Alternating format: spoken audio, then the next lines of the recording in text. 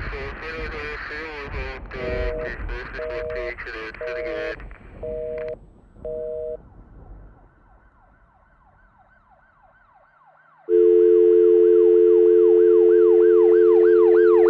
boys and girls, guys and gals, Jeff here with the Common Sense Camper. Got a lot of really good feedback on my last video on asking you to help me put together a get home bag. So I've had these before. I've had everyday carry bags. I've had, the whole car kit thing. And so my last video, I showed you what I carried in my vehicle.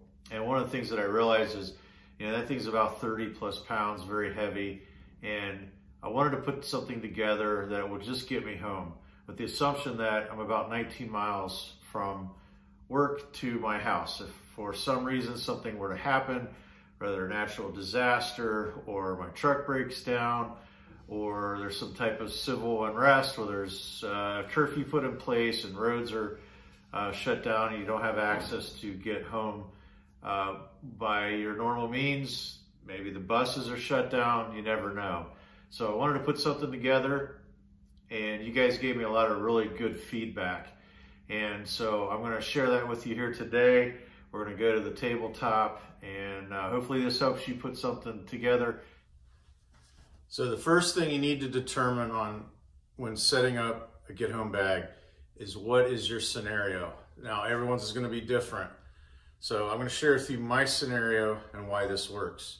So I live about 19 miles from my house to work. I work in the inner city. I live kind of in suburbia. So assuming that I'm not going to take the A to Z route to my house, because that would be a freeway, assuming that that's not safe, number one. Number two, there may be some exposure to hostile activity. I'm going to have to take back roads or routes home. So one of the things that I want to make sure of is that I fit in that gray man category. Now, a lot of people mistake gray man as you have to wear gray.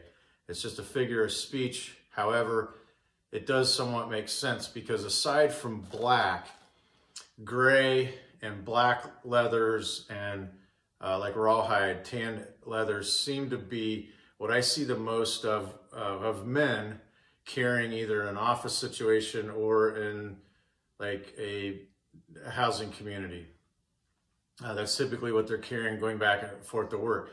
So I picked this bag because it's not too assuming. It just kind of looks like a briefcase bag, or at the very least, it's probably more on the side of a day hike bag. So I didn't want something with a bunch of molly webbing or anything camouflage. I wanted something very dummied down, something very streamlined, clean. So this backpack here is the Red Wing 30. It is a Kelty, which I love. I absolutely love Kelty backpacks, and they make excellent quality backpacks. But it doesn't have to be a Kelty.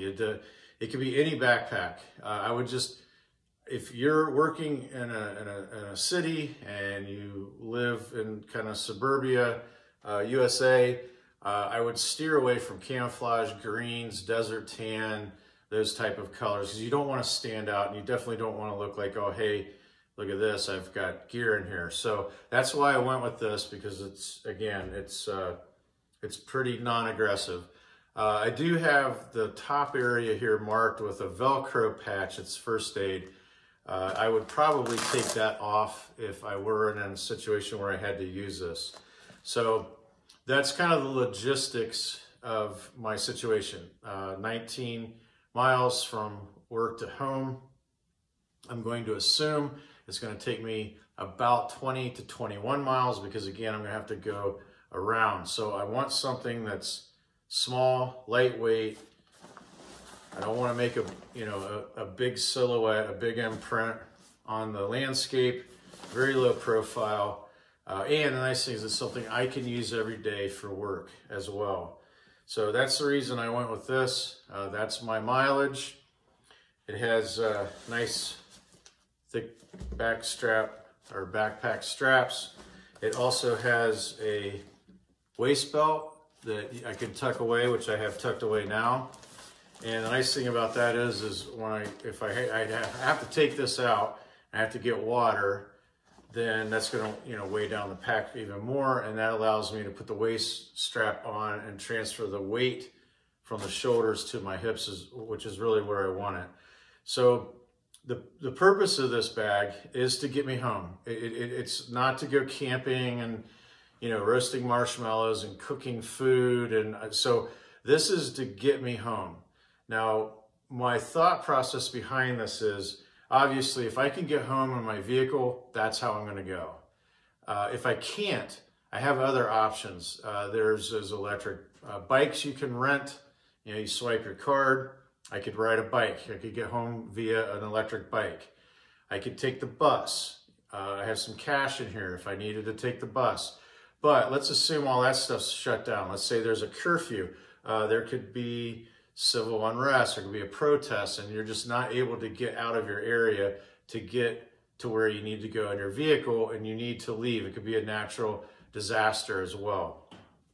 So I've put this together with all of your input, and keeping in mind that I'm just using this to get home, and it's also my everyday carry, and I carried it this week, and it's worked really well. So on the outside of the pack, I'll go over that first. The first thing I have is a Leatherman Multi-Tool, and my preference of multi-tools is always going to be a Leatherman, and it's always going to be the Wave. Well, not always. I do have the Mutt with my shooting range gear, and the Leatherman Mutt's great, especially if you have an AR. There's a lot of good features on it. This is the Leatherman Wave. There's a lot of great features on here. And then I also have both the bit sets that go with the Leatherman. And keep in mind, this has more purposes than just getting home. This is stuff that I can use at work all the time. So I have that on the front and a pouch, and that's just strapped to the strap here. As I turn the bag around, on top, I have my emergency, this is trauma up top. Now, I will tell you, with trauma gear, the most important thing you can do is get training. There's a lot of fire departments, there's a lot of third-party places that very inexpensively will train you and teach you how to deal with trauma. It's one thing to learn first aid, your basic first aid. Trauma is a whole different story. I'll give you one good example. Whenever someone shows a tourniquet, they always show them putting it on the arm. They turn the rod around, secure it, they write the date on it. What if it's not on your arm? What if it's on your neck, right? You're not gonna put a tourniquet around your neck or someone else's neck. So that's just an example of things you may not be thinking about. So before putting this together, get the training on how to use it.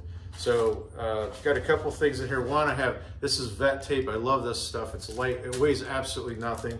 It doesn't stick to your skin, but it sticks to itself really well. It also holds up for long periods of time, and it works well with sweat and rain. So I always keep that on hand.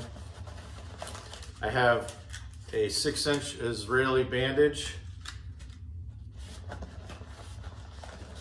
I have a pair of medical shears. This is one thing that's overlooked. A lot of people will put the Israeli bandage in there, they'll do their tourniquet, but then they forget about this. And I'll tell you, you don't want to cut someone's jeans open or your own jeans open with a pocket knife, because you may end up not having enough bandages. So a good pair of scissors. I have a tourniquet. Now, they give you this bag for a reason. When you get a tourniquet, a lot of times they'll send a bag with it, and people are like, well, what the heck's the bag for? This bag is actually designed to prevent UV rays from degrading the actual tourniquet itself. Now, I have it inside the bag, so I probably don't need it, but should I decide that, I want to stick it outside in a pouch and the UV rays are hitting it, that will help reduce that. And then what I do is I actually keep a small mini marker, one of those Sharpies, with the tourniquet, as opposed to putting it in the bag. I have another one in the bag, but I keep one with the tourniquet in the UV protected bag. Then I have some Clot Seal. These are those powder packets. If you ever watched Saving Private Ryan, when the guy marches up the radio tower and he gets shot and they're asking him how to fix him, that's this stuff, the stuff they pour in the wound. That's supposed to produce clots. I also have, and the one I had is very old, so I'm replacing it. I also have a chest seal, but it hasn't come yet. So that's my trauma. That's pretty much all I need there for trauma. And then, because I do use this as a work bag, I have a pair of reading glasses. If you need reading glasses to read things, take a pair of reading glasses. And that is it. That's all I have up here. I have plenty of more room to put other stuff. You're going to notice the common theme here is I do not have this thing overpacked. The next thing is water. I guess I envisioned that if there were, let's say a curfew, hostile situation, and everyone's got to go home and you can't use your vehicle because they had the roads shut down or whatever, I imagine myself probably grabbing a couple bottles of water and throwing in here. But let's say I can't. I'm carrying this. This is a Grail water filter. These things are great because the container filter is all in one. It's a hard case, so you're not going to break it. Yes, you could use a Catadine bag like I use for camping. I absolutely love it, but it's a rubber material and you could puncture a hole in it. If you're in a disaster situation, I want something a little harder shell. But this is cool because it has a filter. You just fill that up with water. You take this and you push it down and it filters the water. And then you just drink right out of the container, which is really neat. So push that down, that filters your water. Yes, it does take some pressure to do it. And then put the lid on and you're good to go. Now, as far as containing water, other than this, I also have a smashed up water bottle I'll show you inside that I can use to take this, fill that up, fill this up, and then I could actually just carry the water in this and have another bottle of water. Keep in mind, I'm only planning on hiking maybe, let's just call it 10 hours to be safe. Most people can walk 2 miles per hour. Let's just assume it's 10 hours. So that's plenty of water to get me home. I believe that is it on the outside. There's another water bottle thing here. I will say one thing that I don't like about this pack is that these side water bottle holder pouches, they kind of suck. I mean, that's about as far as I can get that in there. But you do have these compression straps. So I just fed the compression strap through this little handle and that'll hold it in place. So that takes care of my water needs. And then in this area here, I have a mask.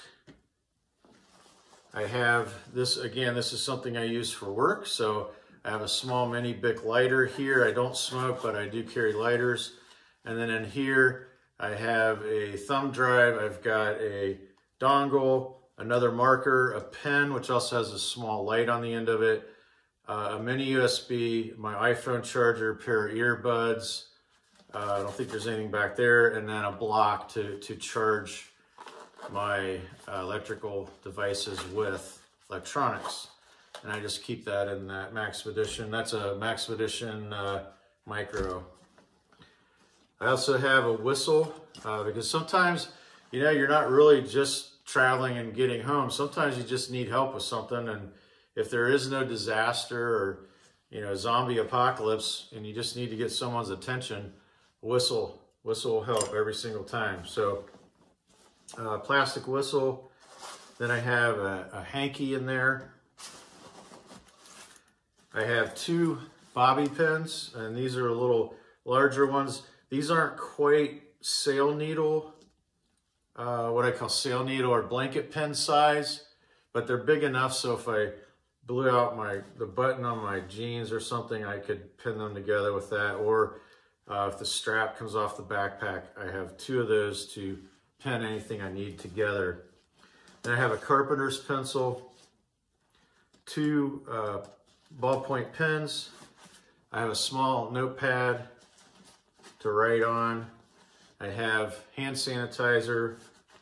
And then my only source of light, other than the light on my phone, is I have a headlamp. Now, the reason I don't carry like the flashlights, I have the clips that you put on your hat, the clips that you can put on your shoulder strap, on your, you know, your shirt. Here's my theory on a headlamp. I will always have my head. I'm not always going to have a backpack. I'm not always going to have a hat. And who knows, I might not always have a shirt. And so a headlamp to me is the way to go because it's hands-free and I'm always going to have my head. And if I don't have my head, it doesn't really matter anyways. The last thing in this section here is a pair of sunglasses, and these are just your cheapo variety $1 safety glasses, and I found that those work great, and there's no reason spending lots of money on something like that to put in a bag. And I wear them all the time at work anyways, so I absolutely love those. Like I said, if you break them, scratch them, you're not going to cry. So undoing the side compression straps, this is a clamshell style backpack, which I love because they're very easy to get in and out of. This is what I call a pull open. So once you unzip it, you can strip the bag all the way open. Now, what I have in here is the first thing is this piece here. And this is just a Velcro pouch. This actually came with one of those back seat organizers that you buy, and it has the Velcro on it. This has the fuzzy side. This has the loop. This has the hook or whatever. I always get it backwards. Anyways, the male and the female. Then this just sticks right to that. I like that because it would be very hard for someone to get into this bag and remove this without me knowing. I'm going to hear it. So in here, I have I guess what you would call the bits and bobbits of this setup. All right, so in this pouch here, the zippered area, I was kind of torn on, do I need a way to make a fire? And because I'm a bushcrafter and camper at heart, I couldn't put it together without a small fire kit. So I have a trioxane tablet. I have some of those powdered instant fires. Those work really great. I have some petroleum jelly and cotton balls. And I think that's an old Surefire tablet from way back when I went to the Pathfinder class. So I have that in there. And then I have a ferro rod. I have some toilet paper. I'm not a big fan of these. I think they're very gimmicky, and quite honestly, they're too expensive for what you get. But I get them all the time as stocking stuffers, so why not use them, right? So I have that in there. I also have deodorant, small thing, toothpaste, and a toothbrush. Now, the reason I have this is because, again, I use this for work. This is now my EDC, and there's times when I have long days and I have a late meeting or a dinner and I want to freshen up. I'm able to do that. I have a hank of paracord in here. It's about 25 foot. And I have a compass. I think this is one thing that people forget a lot in a get-home bag is a compass, because you are under the assumption that your phone is going to work. Maybe it's not. Maybe the grid's down. Maybe the satellites are down. Again, it's a natural disaster situation, and you need to get home, and you don't even know which way north is. Now, I would hope that if you're in an area that you've lived there a long time, you would know which way north is, but sometimes you don't. The other thing that this provides too is if I have an injury to my face or something that I can't see, that gives me a mirror to look at it as well, and a signaling device. So take a compass with you. I am not a fan of the little button compasses. I have seen those things point west and a good compass pointing north, the same direction. So get a good one. I'm not, like I said, I'm not a fan of the button compasses. Suunto makes good compasses. I believe this is a Suunto, and just, you know, spend the extra money, because this is the whole purpose of the bag, is to get you home. You've got to have good navigation. I have a spoon. All right. I also have a can opener on my Leatherman. So if I happen across a can of beans or ravioli, or if there's a small little Dairy Mart open, I can run in there, grab a can of food. I have something to eat it with, and I have a way to open the can. I have some dental picks, again, that's more office related. And then I have a small boo-boo kit. So in here I have Advil, I have anti-diarrheal, Prilosec, aspirin, chapstick, sunscreen. It's a small little tube of sunscreen. You'd be shocked how much that little tube can save your butt by just being able to put it on your nose and your ears to keep the sun off of those very sensitive appendages. And then I have some antiseptic in here. I have a N95 mask and my medications, because I do take medications, so I have that in here as well. And I also have a heavier tampon in here. The reason I carry that is you can use that as a first aid method. And if I'm with my wife, or if I am with a female, let's say it's at work and we're the only two left and we're trying to get home, that happens, trust me, you will be the hero of the day. So the last thing is some food. Now, I'm not cooking, I'm not camping, I'm not setting up a fire, I'm not, I don't have my little jet boil. That's not what I'm doing. I'm trying to get home. However, I'm going to need calories to produce the energy to get home. So I have two pretty strongly packed, calorie dense protein bars. I have a Kind Nutter Butter bar, and then I have a 5-hour energy drink. My thought behind that is I'm going to nibble on these. We walking after about 4 or 5 hours. I'm going to get really tired. I hit that 5-hour energy shot. That's going to give me enough to finish up the rest of the way. Because keep in mind, this is not a hike. This is not a fun hike. This is not, hey, we're out at Dolly Sods and we're enjoying the scenery. This is, I got to get home. You're under duress. Your body's just going like this. Your endorphins are kicking in. You're walking through neighborhoods you've probably never been through before, and you're going to need some energy in order to finish out that hike. And then I have some drink mix in there just to flavor up the water. So that's all I have in this part of the pouch.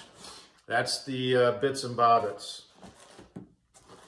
I do have a knife in here. I decided to go a little heavier than what I wanted to, but I said, let's put a good knife in here. So this is the Mora Garberg in the plastic sheath. This is a bulletproof full tang knife by Mora. It's one of their more expensive ones, but it's thick. It's got a sharpened spine. You can strike the ferro rod with it. And I mean, I have absolutely just beat the crap out of this thing, and it is heavy duty. It's the real deal. I have a toboggan to cover my head with. And then I have a pair of work gloves. And somewhere in here is that water bottle I was telling you about. So I love these cheapo plastic water bottles because you can just smash them, put the lid on it, and throw it in there and forget about it. It takes up very little space, very light, but that gives me another vessel to put water in. So between that and the Grail, that should give me enough water to get home. It's kind of stretching it, but it will suffice. It will be enough.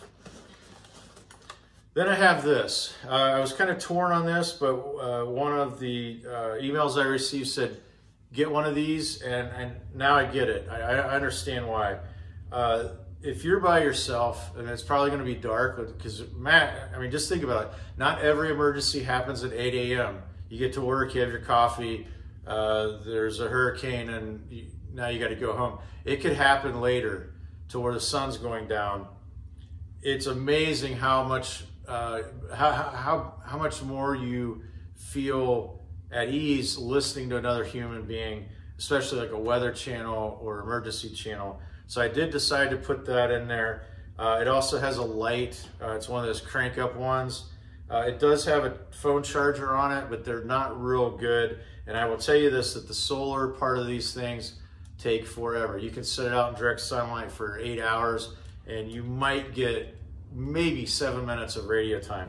But the crank part works really well. It gives me radio stations and also the emergency weather station. So I have that in there. Now I'm going to go over clothing. I am in a business where I wear what is appropriate for the weather.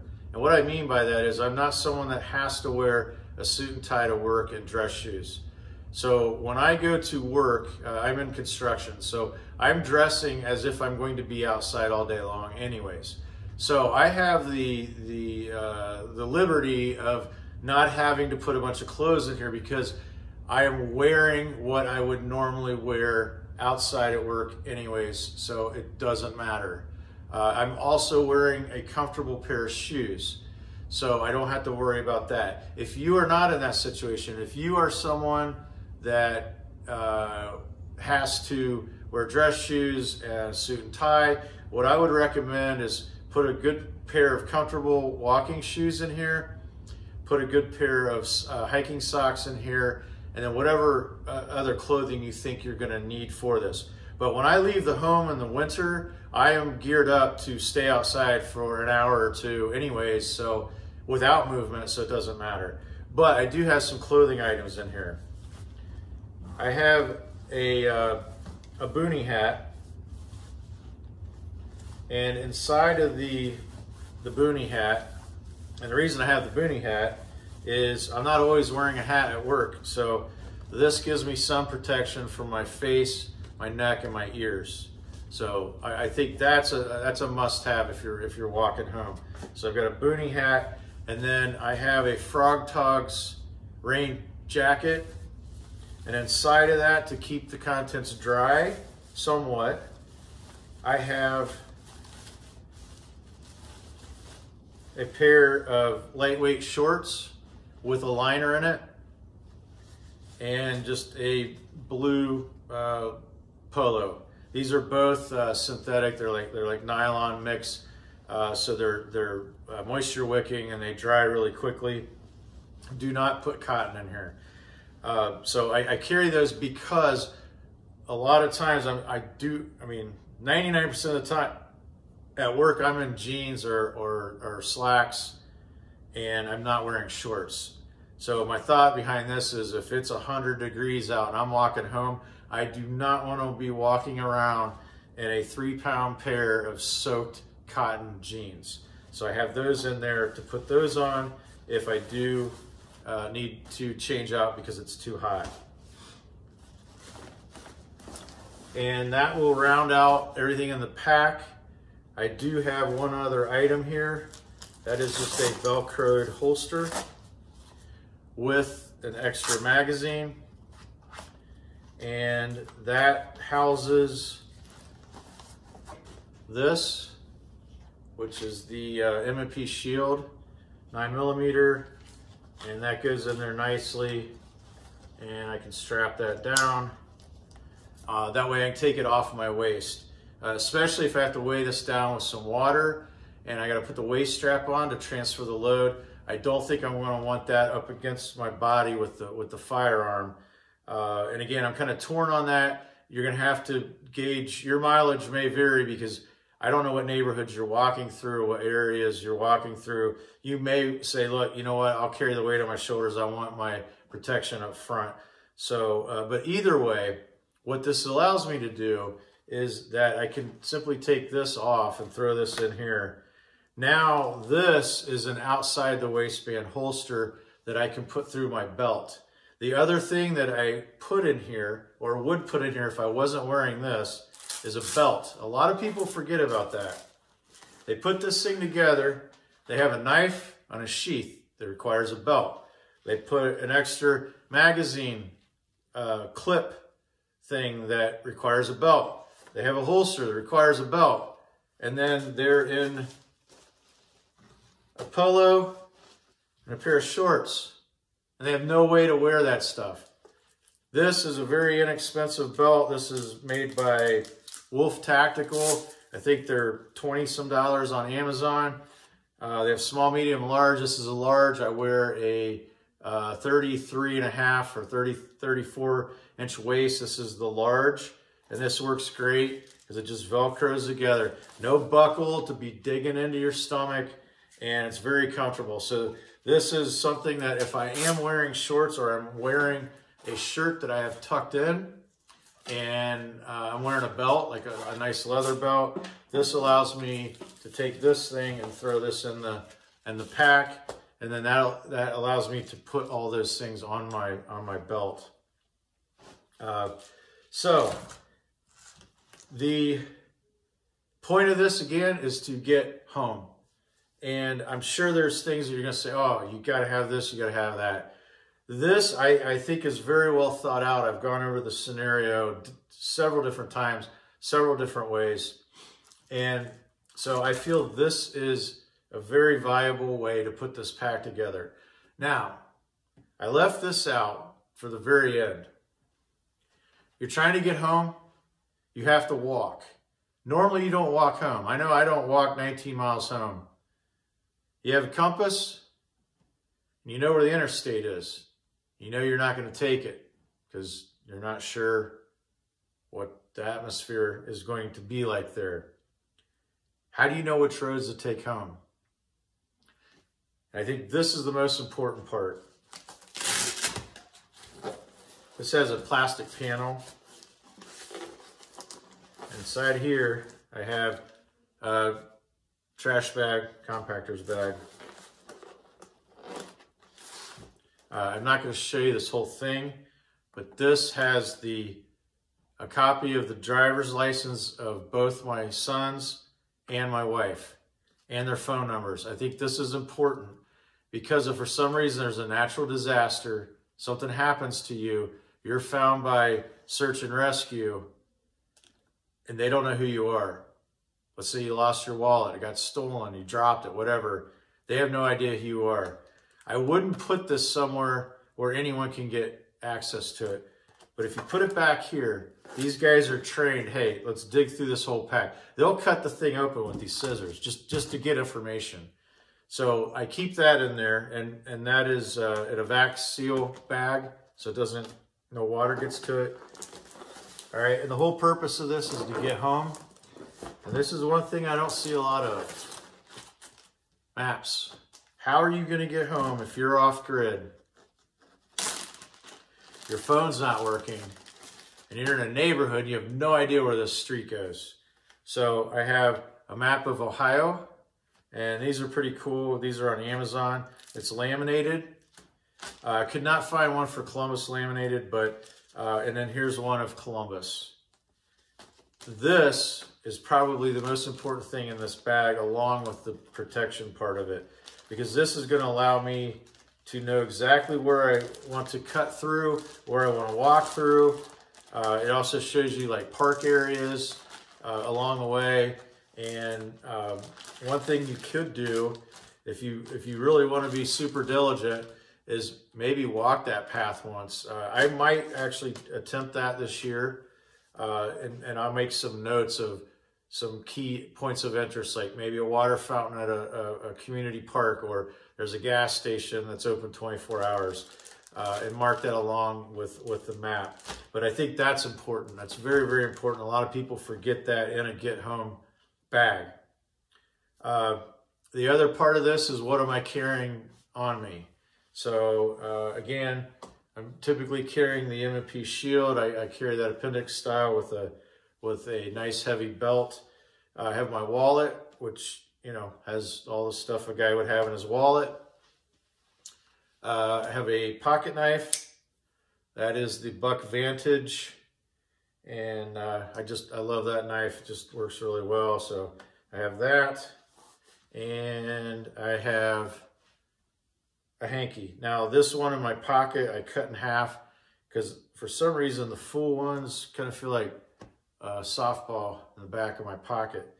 but it's a hanky cut in half, and it's just something, I mean, if you start carrying a hanky, it's like a pocket knife. You'll go a whole day without it, and you're like, I can't believe I didn't bring my hanky. So that's it. Hopefully you guys are happy. I will say that probably 40% of this was all information that you guys gave us. I'll give you one more really cool tip that my good friend Kenny texted me when I did this, the previous video. Get one of those folding bikes. I thought that was a brilliant idea, because if you're in your vehicle and it breaks down or what have you, dude, you can go 3 times the distance on a bicycle than you can walking. And they're not that expensive. You get those ones that just break open and you just ride it home. I thought that was an ingenious idea, a really, really smart way of getting home. There is one thing that is not in here that I just realized, or it's in here, it's just I forgot to share it. It's very important. One was, I've got some Gorilla Tape, and I can't believe this. It's this, Silcock Key. If you don't know what a Silcock Key is, look it up. But basically what this does, this allows you to open any commercial water faucet. So you know how in your house you have a hose bib with a handle. On commercial buildings, they don't want people having access to those. So they recess basically a stud, and they're typically one of these 4 sizes, and you can't get in there even with your Leatherman. You're not going to get in there and turn that on, because the hole, the gap between the hole and the actual nut that you put this on is really small, so you can't get tweezers in. I mean, you can't get anything in there other than this key, and this will allow you to open that up and get clean drinking water. Well, hopefully that was informative. Hopefully it wasn't too much. But I took all your guys and gals' advice, the emails and ideas that you gave me. Some of them I did come up on my own. I just thought, hey, this makes sense to use. Like I said, I also use it at work now. It's my EDC bag, which is great because it serves 2 purposes. Now, the total weight on that backpack with everything in there except the water is 13.5 pounds. If I add my laptop, it takes it up to 16. So if I keep my laptop in there, assuming I don't want to just ditch that, I'm still under 20 pounds even when I add water to it. So it's a very reasonable weight. It's a very comfortable weight. I know I can carry that weight in that pack very easily and get home safe. That's the bottom line, is you're not out to fight the insurgents. You're not out there to be a Navy SEAL. You're not out there to camp out and bushcraft. You are trying to get home to your family, to make sure they're safe and you're safe, and everyone gets out of this thing unscathed, physically, emotionally, financially. This is Jeff with the Common Sense Camper, camping out.